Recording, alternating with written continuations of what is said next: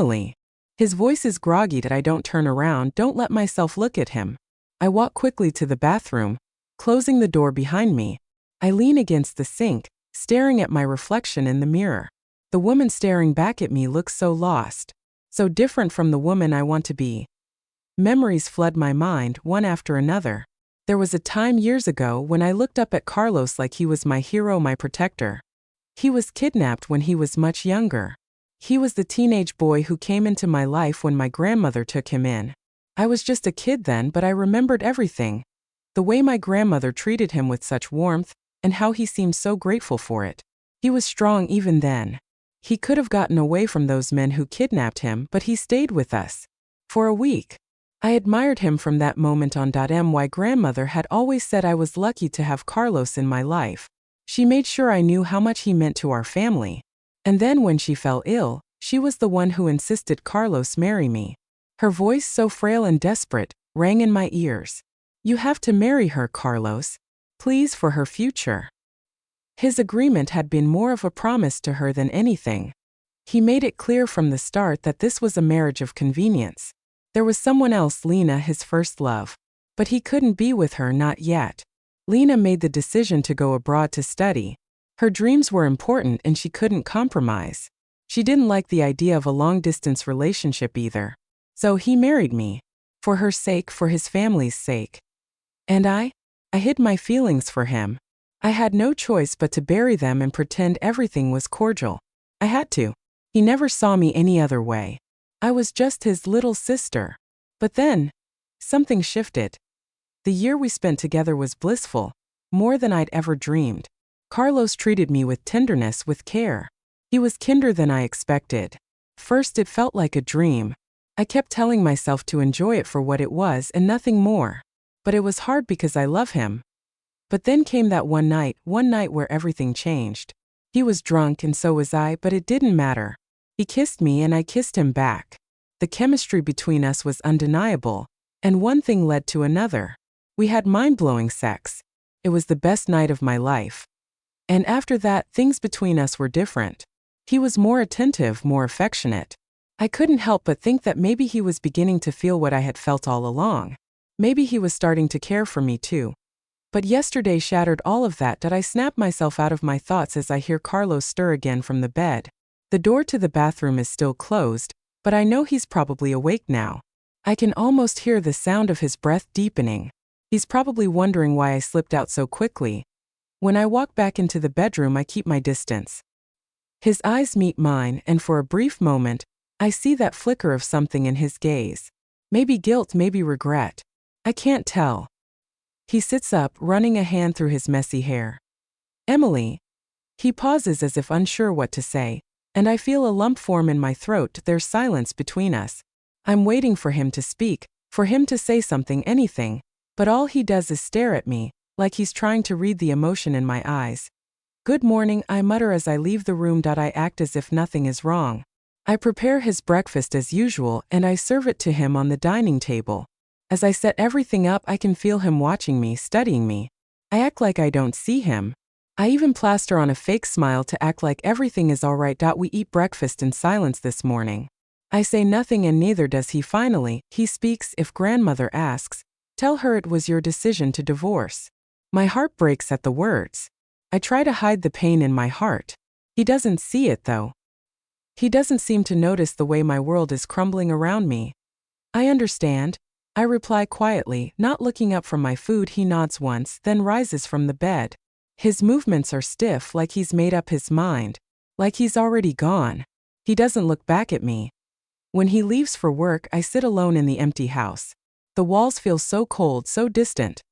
The warmth of the past year feels like a memory, one I can never hold on to. She's not the type to chase money or play games. At least she didn't used to be. I rub a hand over my jaw. Did she say why? No. But she did seem disappointed. Almost sad. Sad. I've known Emily for years. She's not the type to let emotions dictate her decisions. If she's sad, then there's more to this than just numbers. Emily isn't materialistic. I say aloud, more to myself than to Sarah. This doesn't make sense. I thought the same thing, Sarah says. But maybe something's changed. Maybe. She needs the money for something important. I lean back in my chair, staring up at the ceiling. What could Emily need $10 million for? And why would she act like it's not enough? It's not like her. Not the Emily I knew. But then again, how well do I really know anyone anymore? People change. Circumstances change. Mr. Carlos?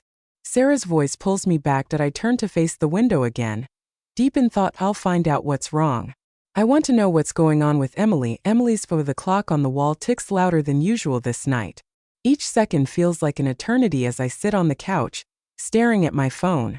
It's late, much later than usual, and Carlos hasn't come home. My mind keeps circling back to the same thought. Lena. She's back. She's the reason he wants a divorce. They just be together. I'm sure of it. I can't help but imagine two of them together, laughing and catching up on old times. I imagine how the spark must have ignited again when they first saw each other after years of being apart. Truly, men never forget their first love. I close my eyes, trying to forget about it. Still, all I can picture is two of them together, kissing, touching each other, whispering how much they love each other. The thought alone is like a knife twisting in my chest.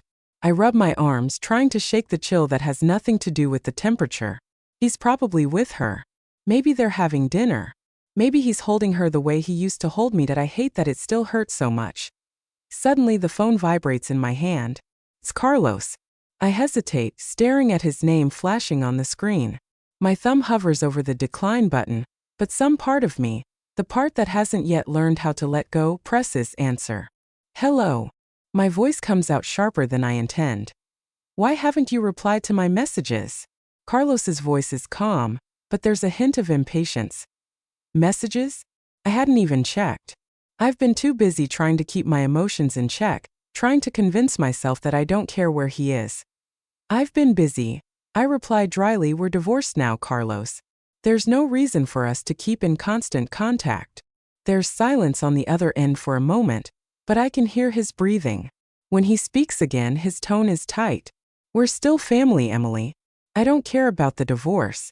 I'm still going to take care of you. I close my eyes. His words stir something inside me.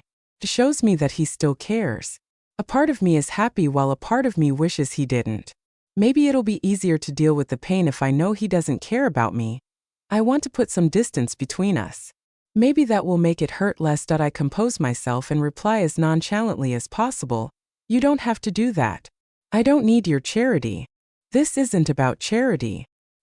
His voice rises slightly and I can feel his frustration.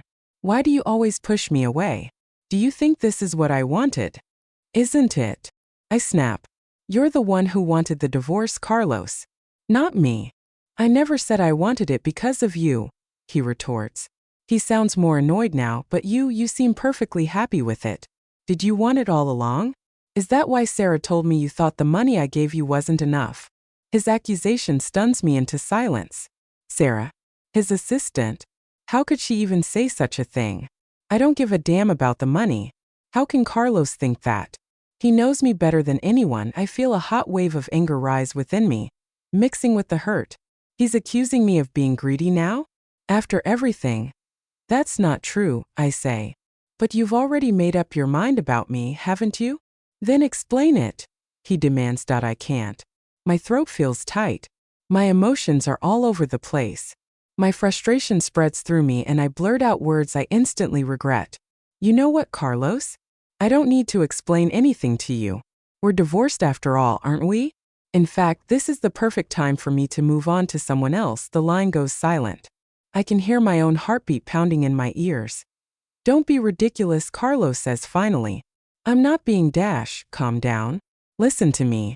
I will care about you always. You'll always be family to me. You know this.